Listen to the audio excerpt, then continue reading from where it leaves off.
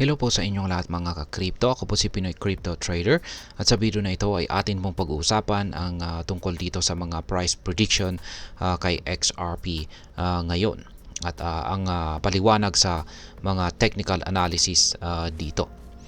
Pero yan, si XRP, sa mga hindi po nakakakilala kay XRP, ay isa po ito sa mga nangungunang cryptocurrency dito sa mundo ng crypto. At kilala po ito dahil sa bilis at mababang gastos o transaction fee nito. Ginagamit po ito ng Ripple Labs para sa cross-border payments na naglalayong gawing mas mabilis at mas mura ang global na pagpapadala ng pera. Sa technical na analysis ngayon ay atin pong titingnan o susuriin ang galaw ng presyo ng XRP kung paano po ito makakaapekto para sa atin bilang mga traders at saka investors ni XRP. Pero bago po tayo magpatuloy ay nais ko lamang po munang bigyang linaw ang aking disclaimer kung saan ang nilalaman po ng video na ito ay hindi po ito isang financial advice. For education and information purposes lamang po ang layunin nito. Ayan, ano po ang presyo ni XRP ngayon at ano po ang kanyang trend? Ayan, ito po yung statistics data ni XRP ngayon. Meron po siyang market cap na $138.49 billion. Ang kanyang circulating supply ay nasa 57.18 billion na XRP. At yung kanyang kasalukuyang mga resistance, ayan, nagsisilbing mga resistances ay nasa $3.20, $3.40 at saka $3.60. Kaya maaari na rin po nating gamiting mga price targets ang mga resistance levels na ito. Support, ayan, support levels naman ay nasa 1.50. Ayan, $1.50, $1.30, $1.10. Maaari na rin po nating gamitin ito bilang mga stop loss, or kung tayo po ay spot trader ay maaari po nating gamitin ito bilang mga buying price or kung saan po tayo bibili. Yan. Ngayon ay ang ibig pong sabihin ay meron pong malakas na support sa mas mababang presyo ni XRP. Ngunit ang presyo ay maaari pong tumalon kung sakaling mabasag nito ang mga resistance levels. Ang presyo po ngayon ay nasa consolidation phase, kung saan ay nangangahulugang limitado po ang galaw ni XRP ngayon sa pagitan po ng resistance at saka support levels habang naghihintay po ng isang malinaw na breakout. Yan, magte-technical analysis po tayo mamaya. Mga sunod na po sa video na ito. Yan ang technical analysis natin kay XRP.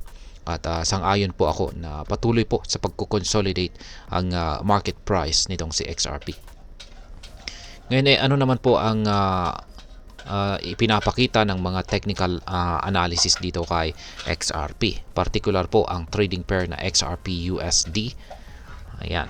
At nakikita po natin dito ay meron pong ibinahagi rito.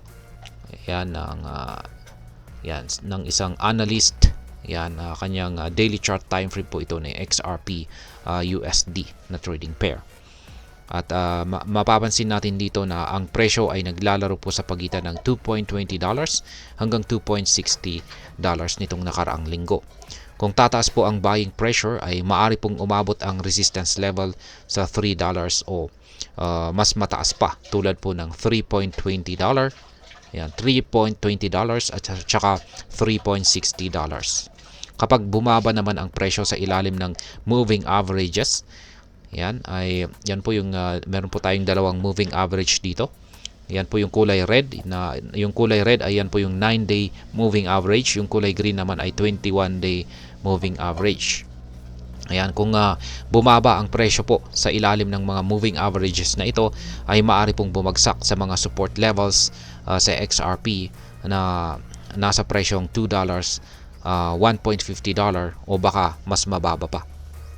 Yan, sa technical po na aspeto, ang paggalaw ng XRP ay nakadepende po sa market sentiment at sa presyo ni Bitcoin. Dahil madalas pong sumusunod si XRP sa galaw ng mas malalaking cryptocurrency tulad po ni Bitcoin. Ngayon ano naman po ang XRP BTC trend? Yan, sa trading pair naman na XRP at saka BTC. Ayan, meron na rin po tayong daily chart time frame po ulit dito ng analyst. Ayan. XRP BTC trading pair po ito. At ayan, ang presyo po ay nasa bullish trend pero kasalukuyang nasa ilalim ng malakas na resistance sa 3,000 sats. Yan. Kung mababasag po ang resistance level, maaring umabot po ang XRP BTC trading pair sa 3,400 sat o baka mas mataas pa. Yan. Ngunit kung bumagsak po sa ilalim ng 21-day moving average ang presyo, ay maaari pong magtuloy-tuloy ito ng pagbaba hanggang sa support levels na 2,226 sat o 1,400 sat. Yan po yung mga analysis dito na ibinahagi ng mga analyst natin dito. Ngayon ay ano naman po ang maaring maging epekto nito para sa atin bilang mga traders at saka investors na XRP.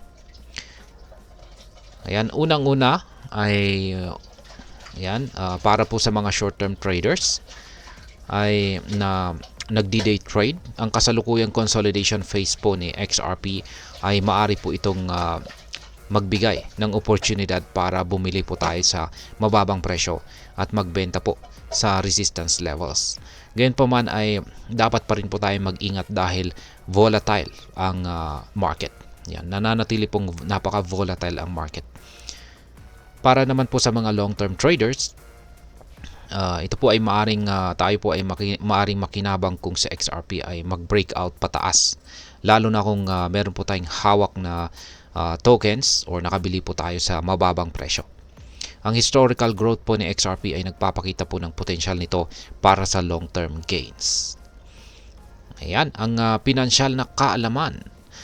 Si XRP ay isang speculative asset po, kaya dapat po tayo maglaan ng oras sa pag-aaral ng market trends at saka technical analysis bago po tayo magkaroon ng desisyon. Ngayon ay ano naman po ang aking masasabi tungkol dito. Si XRP ay nananatiling isang promising na cryptocurrency dahil sa utility nito sa cross-border payments. Ang kasalukuyang presyo po na $2.42 ay mas mababa pa rin kumpara sa all-time high nito na $3.84 nitong nakalipas na taong 2018. Ibig sabihin, may potential pa po itong tumaas, lalo na kung ang Ripple Labs ay magtagumpay sa pagpapalawak ng paggamit ng XRP. Gayunpaman ay dapat po nating tandaan na ang crypto market ay napaka-volatile. Para po sa mga Pinoy investors, mahalaga pong mag-diversify ng ating portfolio at huwag po nating ilagay lahat ng ating savings sa isang asset tulad po ni XRP. Ang tamang impormasyon, disiplina at risk management ang siyang susi upang magtagumpay po tayo sa crypto trading. Ngayon ay ano po ang dapat nating gawin bilang mga trader o investor ni XRP. Yan, kung balak mo pong mag-invest kay XRP ay siguraduhin po nating handa tayong mag-adjust sa mabilis na pagbabago ng market. Ang mga support at resistance levels na nabanggit yan, sa bidong ito ay dapat mo pong gamitin bilang gabay. Kaya mag-set up po tayo ng malinaw na entry at saka exit points upang maiwasan natin ang malaking pagkatalo or lugi. Kaya, ayan, hanggang dito na lamang po tayo sa video na ito mga ka-crypto. Sana po ay inyong nagustuhan ang aking paliwanag sa video na ito. Kung inyo po itong nagustuhan, pakiclick lamang po ang like button nito. Marami pong salamat sa panonood. Ingat po tayo lagi at God bless po sa ating lahat.